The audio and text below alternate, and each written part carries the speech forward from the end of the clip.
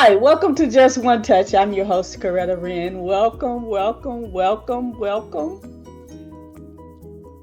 If you are just joining us, I welcome all my new guests, all my new viewers. Thank you for joining us today.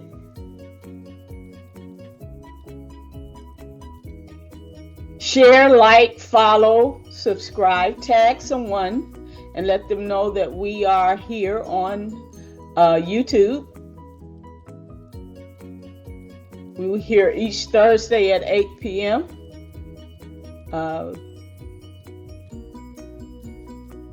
If you are a new subscriber, welcome. As I said, welcome. If you're not, thank you. Thank you for your support. Thank you for your support in sharing. Share, like, follow. Yep. So today is a unique day. We got a unique, I'm going to tell you, we got a unique topic, okay? Heaven, separate but equal. That's our topic today. Heaven, separate but equal. Now, with that subject, I know it's unique. Now, we know that the phrase separate but equal is not a biblical term. We know that, right? We know that the word separate but equal did not come from the Bible. Okay, when they developed that title, it did not come from the Bible. Okay, so for those who are unaware, separate but equal is not a biblical term. Okay, it is not a biblical term, and it did not come from the Bible. It is a phrase that comes from the human. We developed that phrase. Those that back in the day, I'll say before my time, created that word, that phrase, separate but equal. I didn't create it. Those of my generation did not create it, but it came during a time when identity is questioned, and it's still in the process of being questioned. Okay, so it comes from the history. It comes from political and legal systems. They're the ones, those of higher stands, created that term. Okay? It was used by mankind to justify division, separation, and equality.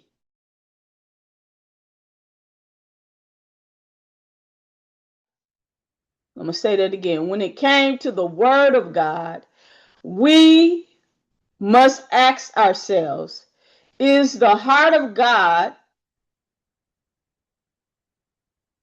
We must ask ourselves, is this the heart of God? That's what we need to ask ourselves. We need to ask ourselves, is this the heart of God? Separate but equal. You know, that word, did it truly come from what God really intended for us in this earth, on this earth? In and on this earth, was that something you think he intended for us to be separate and equal? Is this the way God created us to live? Was it? Do you think so? No, I don't think it was. Is this the image that God intended for humanity? The separate but equal thought that we are placed in, as far as what has been placed before us, that word, that term. A question that I have for you, and this is the question: what or will there be signs? Will there be a sign in heaven? Do you think that there will be a sign in heaven that says that? when I get to heaven, whenever that day come, or whenever God decides, hey, I want you to come on up here with me. I don't think he gonna have a sign, but imagine, you think right now he got a sign up there saying separate but equal. Separate but equal. And I'm not gonna just say separate but equal, but separate and unequal, separate and unequal, separate and equal. Come on. You think he got that sign up there? The question is, will it be there? Will it be in heaven? Will that type of sign be in heaven? And hey, hell too. Will the sign be in hell too? Now, I know we don't talk about hell that much, but yeah, the question is, would it be in either one of those areas or locations at that time when we get up there? Those who are going to heaven and those who may end up in hell. We all are not. Some of us are not going to heaven, and I'm not going to go into that. But yes, unless you change your ways. But there is two locations. You have heaven. You're going to stand before God before you go there, but you are also going to go where because of your choice. Okay, separate but equal, or separate but unequal. Will those words be there? And was this God's original thought when he made earth, to have us decide, or even to be in a position that we have placed ourselves in because of our history, a separate but equal mindset, or separate but unequal mindset, when he created the heavens and the earth?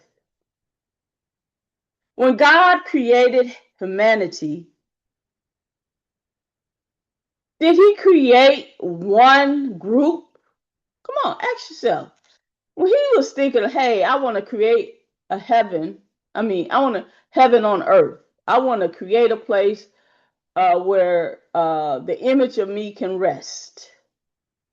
And am I creating it as a group? I got my mind as a group, or do I have a group, or am I just going to have one person? And so did he create one group to stand above another? When he created us, was he in the thought, hey, yes, he said man is the head.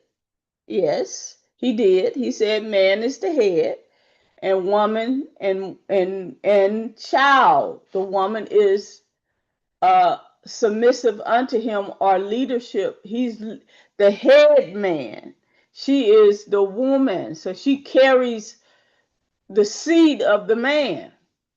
But he really was saying, side by side, you carry the seed, I give direction to help flow the seed, so that we both come together and we can, because you're the nurturer, you're still a part of it. Even though I give vision, you're still a part of that seed, because what you are doing, you're nurturing the seed. So we both are together as leaders. And so someone has to be the voice, per se, but your voice counts. So we both talking about it. You got to help me with the children. You got to help me know how to cook. You got to help me on one part. So we help mates. It ain't no I'm the big man and you just sitting over there. No, we are all one. Okay, so I'm gonna get but I believe God did not create us to have that separate mindset. When he made man and woman, he brought unity together. Okay, so when studying the Word of God, we find scriptures that speak clearly concerning the thoughts of equality, unity, love, and how we are to treat one another. Okay, so Galatians 3:38 says, there is neither Jew nor Greek, there is neither slave nor free, there is no male or female, for you are all in Christ Jesus. That means he don't care what if you a Jew, he don't care if you Greek, he don't care if you an Israelite, he don't care if you're Mexican, he don't care if you are whatever culture you are, whatever you say that you are, as far as culture, he don't care. And then he said, slave, you're a workman, you're free. That's what he's saying. Slave, that's free. And women that are not free. Then when I say not free, those have a slave mindset. You free. And male or female, your gender. He don't care. You're still a part of him, right? You're still a part of him. And so Genesis 1:26 says, so God created man in his own image. In the image of God, he created him, male and female. He created them. So unity was a part of it too. Unity was a part of it. Okay, in his creation, his thought. He wanted unity. He wanted oneness, us to work together.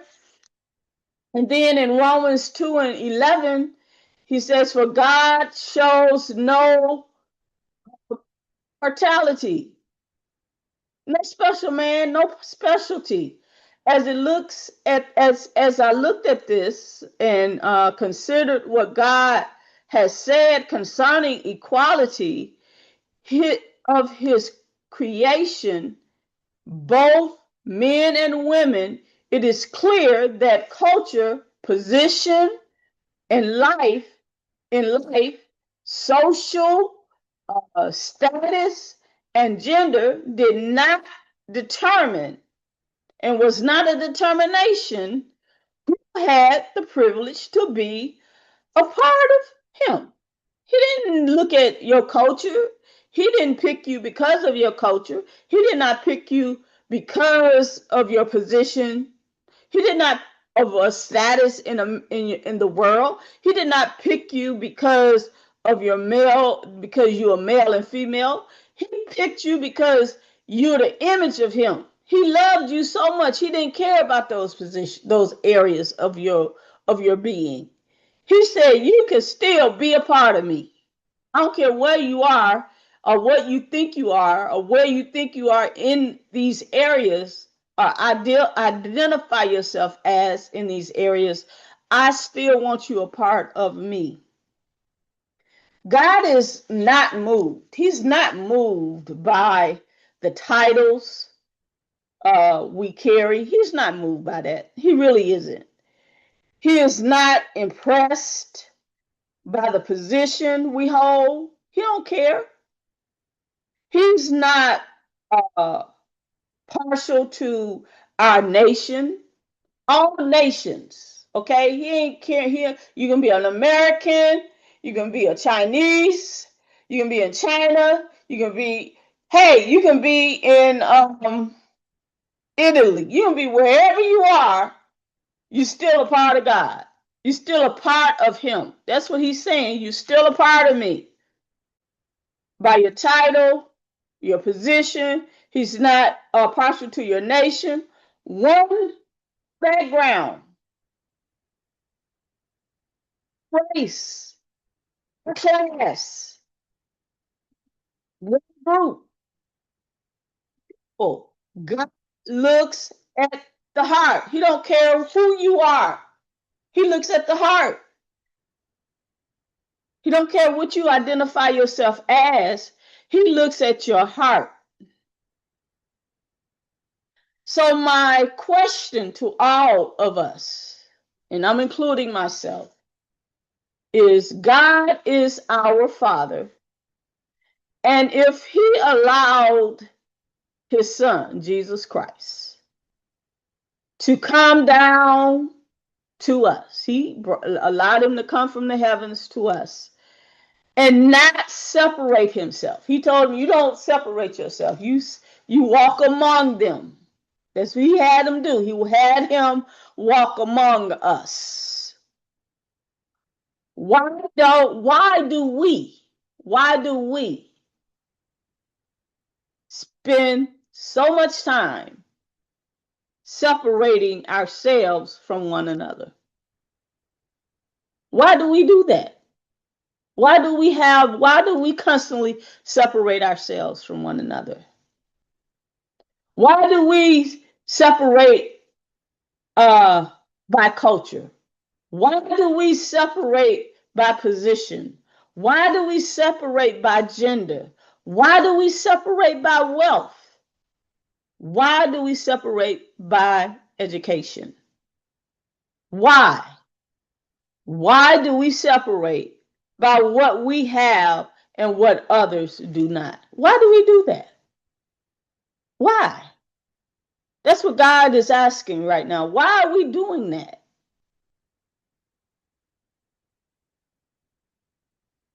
So ask yourself, and all that, ask yourself, why are we doing that? What is our motive? What is the true motive of us doing that? God did not claim for that to happen. He did not purpose his images to be separated. He brought us together for purpose, right? Jesus came from the glory into the earth. He came here through the glory into the earth. He came from heaven into humanity. He came, he walked among us, he touched the sick, he spoke to the rejected, he ate with those other that was criticized. He walked among them. He showed compassion to those who were broken and wounded and forgotten. You may feel that you're forgotten, but God is walking with you. He said, I walked with you. I'm walking with you. You may be feeling like you've forgotten, but God is walking with you. He's walking with us right now. He's walking with us. He's saying, hey, even in whatever situation you're in, I am walking with you. If anyone had the right to separate, and we are talking about anyone have the right to separate himself. If anybody upon other than us that has the right to separate, it would have been Jesus Christ. He's the only one that had the right to separate. Why? Yet he came close. He did. You know what he did? He came here. He walked with us. He took the pain. He took the hurt. He took the anger. He took all that we throwed out. And he said, hey, I'm going to sacrifice my, God said, I'm going to sacrifice my son. You're going to have to sacrifice yourself for my creation, my images, for my image, for who I am, for the spirit of man. I need you to sacrifice because I love them too much. I love them, but I love them so much. I want you to sacrifice yourself for my children, for be the image of me. And that is what Jesus did. He came and he came in the image and he sacrificed. So we must ask ourselves, if Christ came close to us, why do we keep pulling away from one another? He came, he sacrificed, he loved, he showed us, he didn't separate. He was the king. He was a king. And he said, hey, I'm going to sit among you. I'm not going, just because I'm a king, I'm going to sit among you, among my people. I'm going to sit among you because I love you. But we won't sit among ourselves. So why are we constantly, he's saying, why are you pulling away? I want you together. I want you to be amongst each other and love each other and support each other. So when the day comes for any of us to stand before the Creator, what will be the question he asks? What question will he ask you? And one of the things is, how will you answer these questions? So these are several questions that I believe God, I think God probably, you're thinking God may ask you. He may ask you, he may not ask you. For those that may not understand who God is, okay, or who God have that relationship. You might be thinking, hey, he may ask me how many titles I got. For those that don't understand, the titles ain't important to him. You may think he may ask you how much money you got.